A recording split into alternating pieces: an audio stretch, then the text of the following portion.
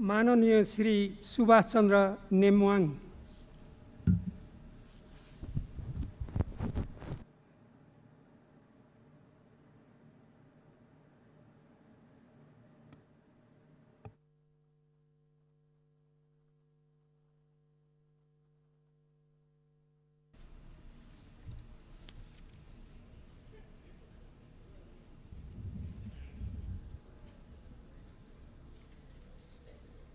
सम्माननीय सभामुख महोदय, प्रतिनिधि सभाको 6औं अधिवेशन आजबाट सुरु भएको छ। हामी एउटा गम्भीर अवस्थामा कोरोना महामारीलाई, त्यसको चुनौतीलाई सामना गरिरहेको अवस्थामा हामी यो अधिवेशन सुरुवात गरिरहेका छौँ। तर खुसीको कुरा, कोरोना विरुद्धको यो लडाइँमा सिङ्गो देश एकजुट छ। अहिले भर्खरै प्रमुख प्रतिपक्षका आदरणीय नेताले आफ्ना कुराहरू राखेर गइसक्नु भएको छ। यो साझा विषय, कोरोना विरुद्धको लडाइँमा सिङ्गो देश एक ढिक्का भएर जुझ्नुपर्ने यो विषय, यसमा अहिले भर्खरै बोल्ने क्रममा पनि उहाँले जुन ऐक्यबद्धता जनाउनु भएको छ, यसको लागि सबभन्दा पहिले म प्रमुख प्रतिपक्ष लगायत सम्पूर्ण प्रतिपक्षी मित्रहरूलाई हाम्रो तर्फबाट धन्यवाद दिन चाहन्छु।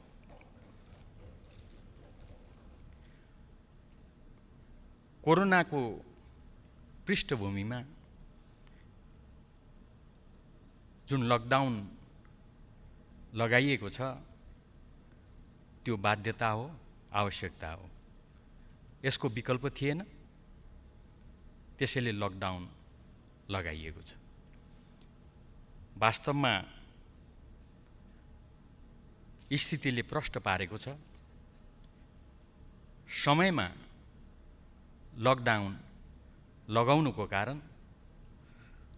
सरकारले चाल्नुको परिणाम कोरोनालाई हामीले यो अवस्थामा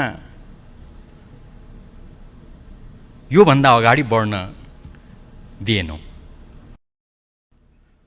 धेरै हदसम्म लकडाउनलाई हामीले प्रभावकारी ढङ्गले सदुपयोग गर्यौँ र कोरोना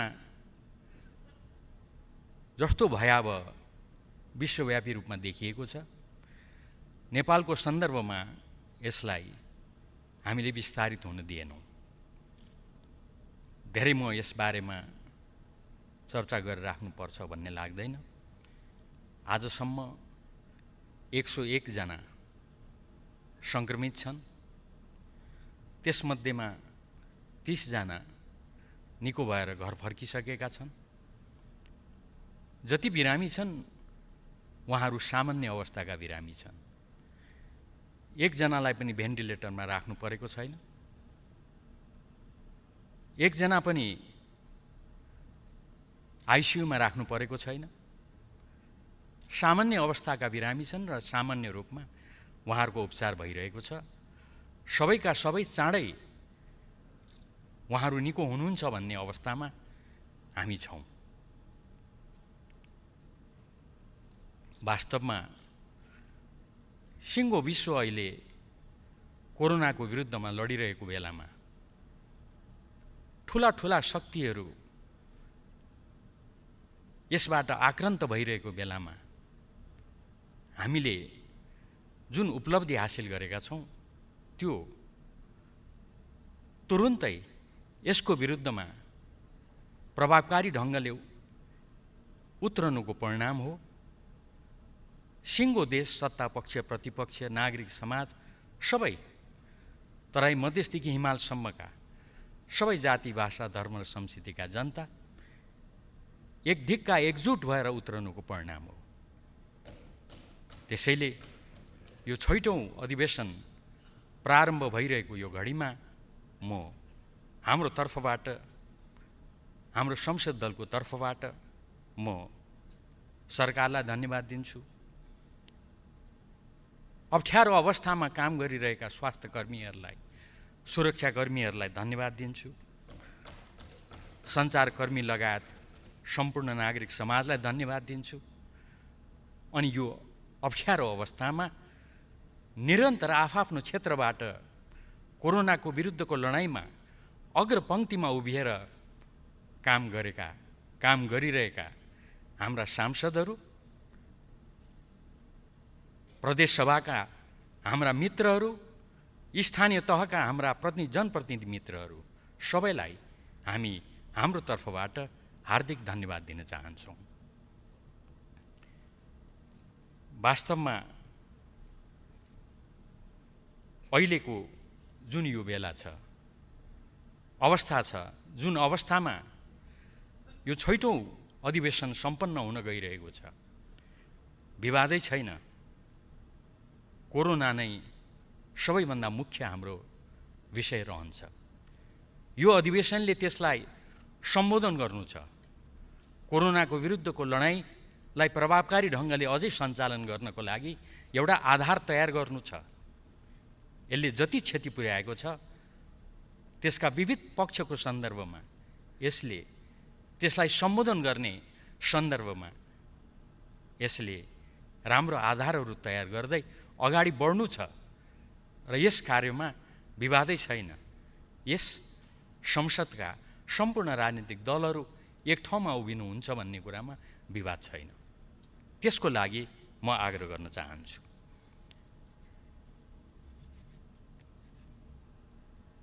कोरोनाले धेरै नकारात्मक असर पारिसकेको छ, धेरै क्षति पुर्याएको छ। हामीले यो अधिवेशनबाट काम गरिरहँदा त्यसका ती नकारात्मक असरलाई हामीले सम्बोधन गर्नेतर्फ ध्यान दिनु नै पर्नेछ, ध्यान दिन्छौँ नै। त्यसतर्फ हामी सबै लाग्ने नै छौँ। त्यसै सिलसिलामा हाम्रा प्री बजेट छलफलहरू, नीति तथा कार्यक्रमहरू, बजेट सम्बन्धी छलफलहरू, यसलाई हामीले गम्भीरतापूर्वक अगाडि बढाउँछौँ र निष्कर्षमा पुग्छौँ भन्ने कुरामा विवादै छैन। म अरू धेरै चर्चा गर्न चाहन्न। अरू योदेखि बाहेकका अरू थुप्रै कामहरू छन्, तर प्राथमिकता त कोरोना नै हो, यसमा विवाद छैन। तर प्राथमिकता त्यो हुँदाहुँदै पनि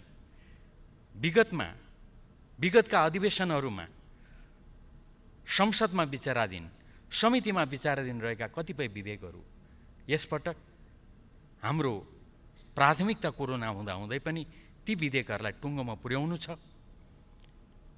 अध्यादेश सम्बन्धी विधेयक जुन आजै यहाँ पहिलो बैठकमा प्रस्तुत भएको छ, केही अध्यादेशहरू खारेज भएका छन्।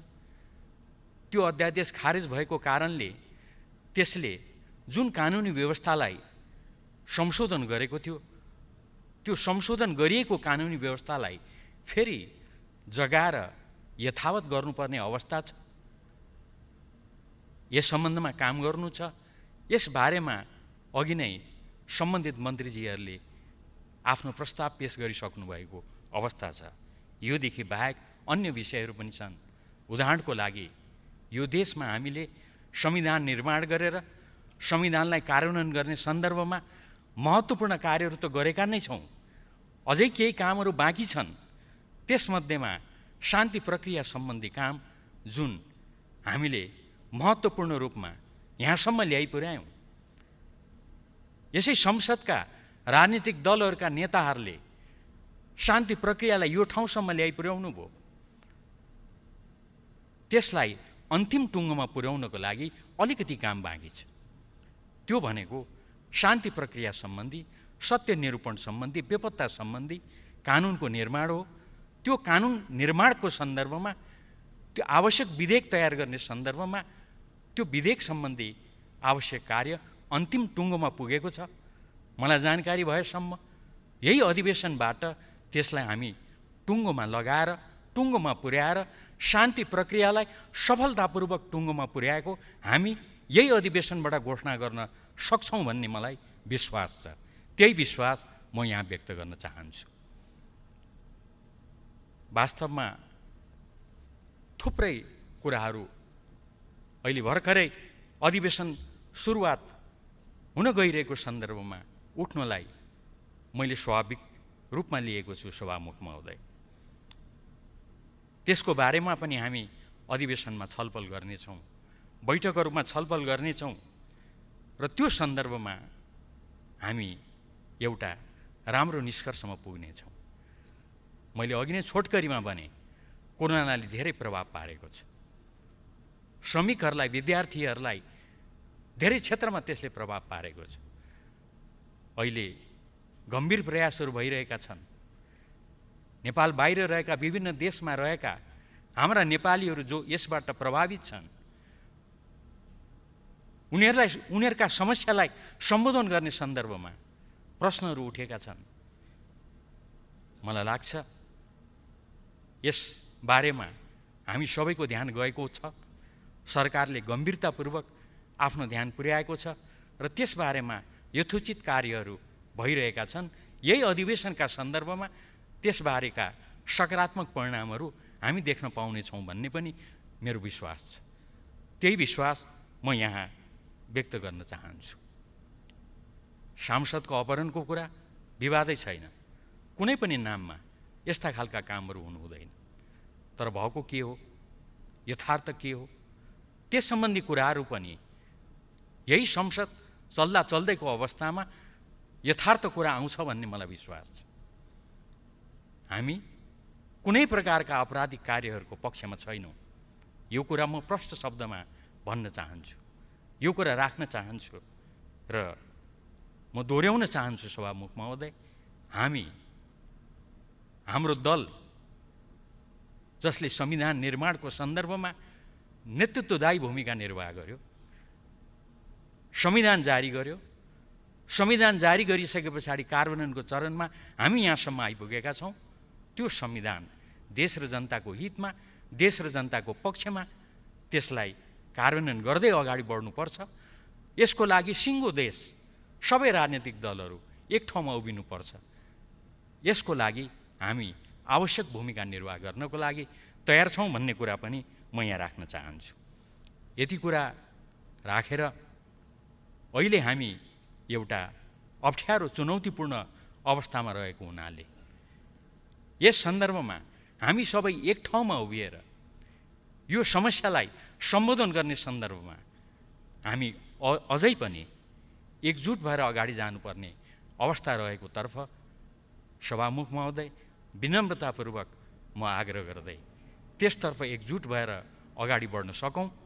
यो अधिवेशनले एउटा राम्रो निष्कर्षमा हामीलाई पुर्याउन सकोस् र निश्चय पनि थप्न चाहन्छु, देशलाई जवाबदेहिता र पारदर्शिताको टुङ्गोमा निष्कर्षमा पुर्याउन यो अधिवेशनले महत्त्वपूर्ण भूमिका निर्वाह गर्न सकोस्। यसमा हाम्रो भूमिका रहन्छ, हाम्रो सहयोग रहन्छ। यति कुरा आग्रह गर्दै म बिदा चाहन्छु। हवस् त, धन्यवाद, नमस्कार।